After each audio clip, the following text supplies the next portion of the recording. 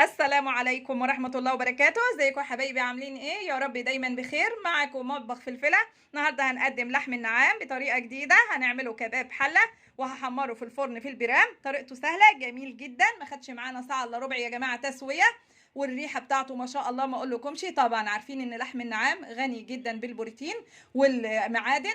طبعا كفاية كمان ان هو غني معايا قوي بفيتامين بي 12 وبي 6. الكوليسترول اللي موجود فيه بسيط جدا، نسبة الدهون بسيطة جدا، البروتين عالي فيه قوي، جميل جدا. هنجربه النهارده بشكل جديد. وقدمت معاه الرز بالشكل الجميل ده، حطيت فيه فنجانين، واحد حطيت فيه سلطة والتاني حطيت فيه مخلل. وطبعا تقدروا تستعملوا واحد بس، ممكن تحطوا سلطة طحينة، ممكن تحطوا واحد بس فيه سلطة براحتكم. هقدم معاه عصير وبألف هنا وشفا على قلب اللي هياكل. هنروح بقى للمقادير والطريقة وهنقول بسم الله الرحمن الرحيم.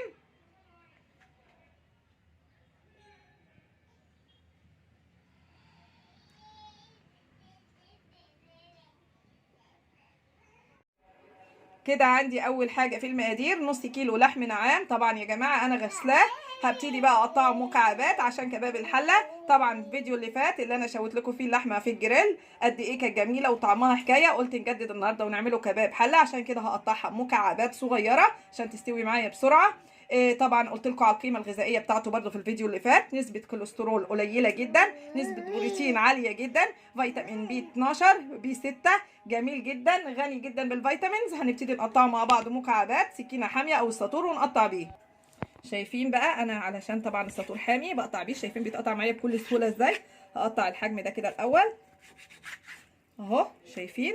وبعد كده اخده مكعبات، بصوا عادي زي ما بنقطع اللحم اهي. الحجم ده كويس قوي معايا. هخلص الكميه كلها واوريها لكم. كده زي ما انتم شايفين قطعت الكميه كلها معايا اهي مكعبات. هروح اعمل لكم التتبيله سوا مع بعض، اللي هي عباره عن بصل وطماطم والتوابل اللي بتنضاف لها. طبعا بعد ما قطعنا قطع صغيره لحم النعام، عايزه اتبله. هتبله بايه يا جماعه؟ عندي هنا بصلتين اتنين بشرتهم وطماطمتين بشرتهم، هصفيهم واخد الميه بتاعتهم علشان ابتدي احط عليها التوابل واتبل بيها. دي الطريقه دي بتبقى حكايه وهم جميله جدا في كباب الحله. شوفوا التوابل دي اعتمدوها في تتبيلة النعام على طول. هتعملوها اي صنف ما عدا طبعا اللي في الخضار، لو احنا هنعملها في طبيخ ما نتبلهاش، لكن هعملها كباب حله، هعملها على الجريل، هشويها، اي حاجه التوابل دي اعتمدوها بتبقى حكايه وهم. تمام. انا هنا صفيت البصل والطماطم معايا اهو. هنا عندي التوابل عباره عن ايه؟ معلقه صغيره فلفل اسود، هنا رشه حبهان مطحون، رشه توابل مشكله، رشه بابريكا، رشه قرفه، وهنا 3 4 ورقات ايه؟ ورق لورو. تمام. هخلط التوابل دي على البصل وعلى الطماطم اللي احنا صفناهم، وهحط معلقه كبيره خل. ويا جماعه لو ما فيش خل تقدروا تبدلوها بنص ليمونه كبيره. تمام. مع كل التوابل هحط زي ما انتم شايفين، ضفت التوابل كلها ما عدا ورق اللورو. طبعا ده هشوحه مع اللحم. تمام كده خلاص، تمام قوي كده. هجيب بقى اللحمه عشان اتبلها. شايفين اخر حاجه هضيف معلقتين اتنين زيت اهو كبار، وهقلبها علشان هتبل بيها اللحمه. بعد ما تبلت، بعد كده ما خلطت قصدي الزيت عليهم، هتبل بقى ايه؟ كباب الحله. هنا اهو حطيته في صينيه اللحمه، وبعدين هضيف عليها بقى الخلطه اللي انا عملتها معاكم، اللي هي البصل والطماطم والتوابل، وهقلبها كويس قوي بايدي عشان تتشرب. هسيبها اقل حاجه ساعه، ممكن نعملها قبلها بيوم براحتكم. انا عايزاها تشرب من التتبيله دي كويس قوي. بس هسيبها بقى ساعه وبعد كده ارجع لكم تاني ان شاء الله. شايفين طبعا هنا لحمه الكباب بتاعت النعام اتبلت معايا كويس قوي اكتر من ساعه. وطبعا يا جماعه اللي حابب يعملها قبلها بيوم عادي جدا براحتكم. هنا شوفوا طبعا بعد ما اسويها هضيفها في قلب طاجن يا صينيه، وطبعا الطاجن احلى. فاحلى حاجه يا جماعه وتقلب لنا اي طواجن معانا. هنا حاطه نص معلقه صغيره توابل كبسه، هنا بشره زنجبيل قدامكم لسه بشرها حالا، وهنا بشره ايه؟ جوز الطيب. دي التوابل اللي انا عايزاها. هنا عندي بقى فلفل الوان مقطعاه، طبعا لو عندكم نوع واحد مش مشكله نستخدمه. وهنا عندي بصله مقطعه قطع صغيره. طبعا يا جماعه في ناس بتحب تقطع الفلفل جوانح والبصل، بس انا عندي هنا عيالي هنا ما بيحبوش الحاجات ايه؟ قطع كبيره، فعشان كده بقطعها حتت صغيره زي ما انتم شايفين. طاسه على النار هحط فيها 3 معالق سمنه كبار، وبعد كده هضيف عليهم البصله ونبتدي مع بعض الشغل بتاعنا خطوه خطوه. كده اهو جبت الطاسه وحطيت السمنه، وهجيب البصله احطها اهي. هبتدي بقى اشوحها لحد ما تتدبل، بس هرش رشه خفيفه قوي ملح على البصل عشان لما بيتدبل معايا بيبقى تحفه واللون بتاعه ذهبي وجميل قوي اما برش عليه رشه ملح خفيفه.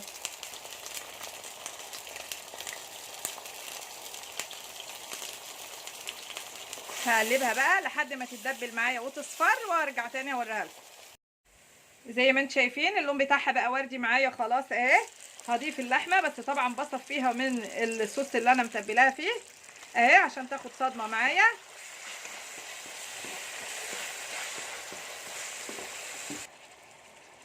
اهي هقلبها. النار كده يا جماعه متوسطه مش عاليه ولا هاديه.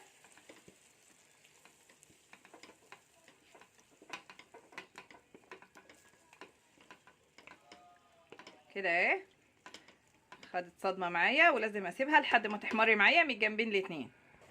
هضيف ورق اللورو معايا عشان عايزاه يتشوح معاها.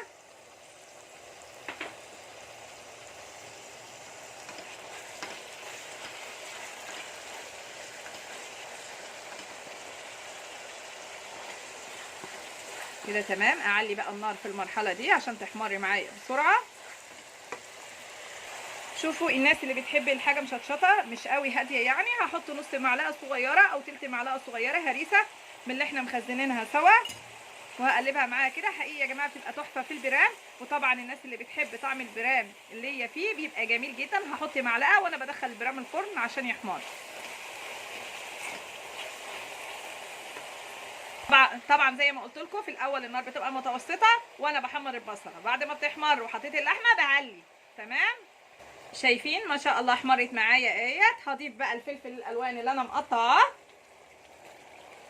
كله كده وهقلبه وههدي النار عليه يا جماعه. بصوا شمعه هغطيها طبعا وهدي النار شمعه عليها لحد قرب ما تيجي تستوي. انا عايزاها مستويه لان تحت بس هدخلها الفرن تاخد لها وش 5 دقايق بس. تمام. ههدي عليها النار واغطيها لحد ما تستوي ارجع لكم بقى بعدها.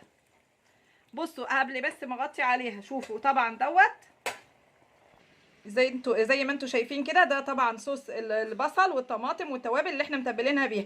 لو هو عندنا كتير كده قيمه مج ماشي نضيفه، مش قيمه مج نزود نص مج ميه او مج ميه كامل عليه مفيش اي مشكله لان كده كده هيشربها.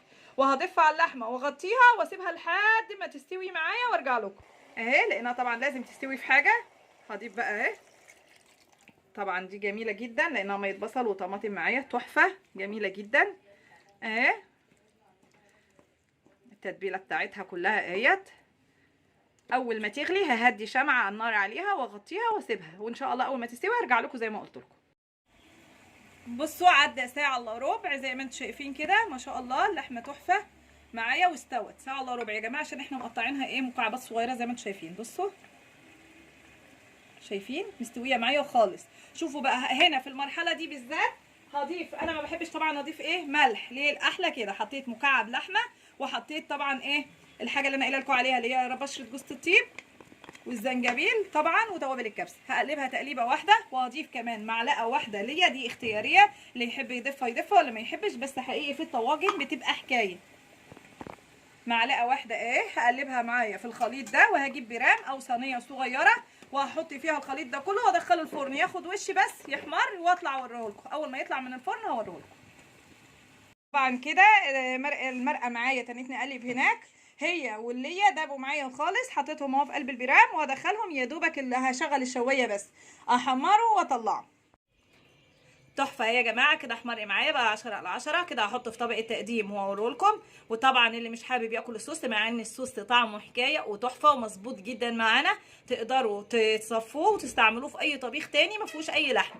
جميل جدا وتحفه جدا معانا. الريحه والله يا جماعه ما اقول لكمش حكايه تحفه. طبعا البرام معانا كباب الحله بتاع النعام احمر معايا و10/10. هجهز الرز. شفت الطريقه دي يا جماعه عجبتني قوي. ده القالب بتاع الانجليش كيك او عيش التوست زي ما انتم شايفين. جبت فنجانين 2 زي ما انتم شايفين كده وهقلبهم كده اهو في قلبه. واحد ممكن واحد بس انا عايزه الاثنين لان واحد هحط فيه سلطه والتاني هحط فيه مخلل. ممكن تحطوا فيه سلطه طحينه ممكن واحد بس تحطوا فيه مخلل زي ما انتم حابين. كده هحط الرز حواليه واكبسه بالمعلقه علشان اقدمه مع كباب الحله. وكمان يا جماعه بتحطوا بدل دولت مثلا اطباق صغيره خالص، بولات صغيره بدل الفناجين، زي ما انتوا حابين حطوا.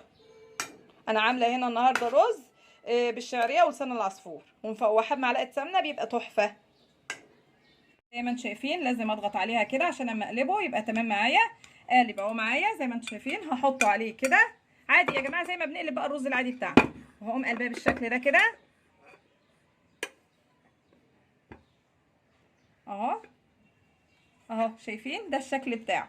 هحط بقى هنا، هعدل كده حوالين الكوبايه، هحط هنا سلطه وهحط هنا مخلل.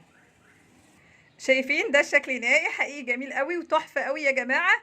اي اكل تحبوا تقدموه جنبيه بقى، اي حاجه حابينها، طبيخ، محمرات، مشويات، بيبقى شكله شيك قوي في التقديم. وطبعا تقدروا تصغروا الفناجين وتقدروا تكبروها براحتكم خالص.